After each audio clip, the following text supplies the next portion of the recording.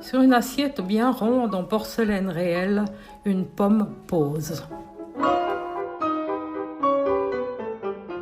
Face à face avec elle, un peintre de la réalité essaie vainement de peindre la pomme telle qu'elle est.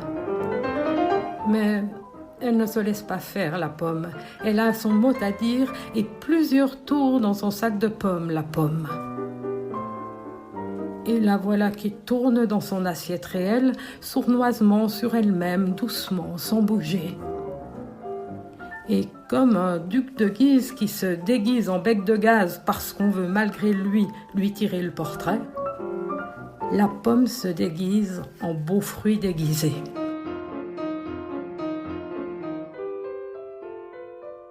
Et c'est alors que le peintre de la réalité commence à réaliser que toutes les apparences de la pomme sont contre lui.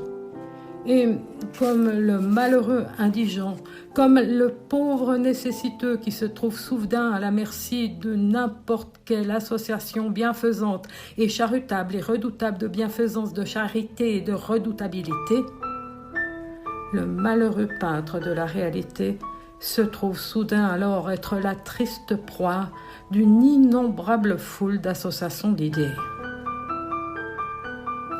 Et la pomme, en tournant, évoque le pommier, le paradis terrestre, et Ève, et puis Adam, l'arrosoir, l'espalier, Parmentier, l'escalier, le Canada, les Hespérides, la Normandie, la Rainette et la Pie, le serpent du jeu de paume, le serment du jus de pomme, et le péché originel, et les origines de l'art, et la Suisse avec Guillaume Tell, et même Isaac Newton, plusieurs fois primé à l'exposition de la gravitation universelle.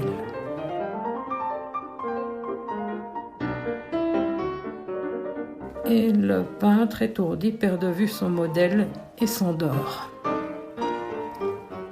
C'est alors que Picasso, qui passait par là comme il passe partout, chaque jour comme chez lui, voit la pomme et l'assiette et le peintre endormi. Quelle idée de peindre une pomme, dit Picasso. Et Picasso mange la pomme, et la pomme lui dit merci, et Picasso casse l'assiette et s'en va en souriant.